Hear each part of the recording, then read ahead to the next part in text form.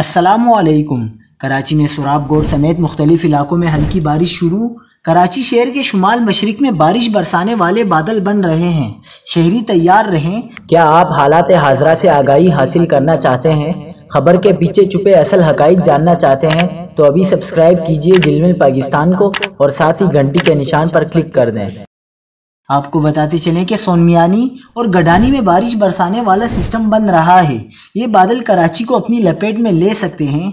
2 घंटे के दौरान शहर में कहीं मोतदिल और कहीं तेज़ बारिश का इम्कान है।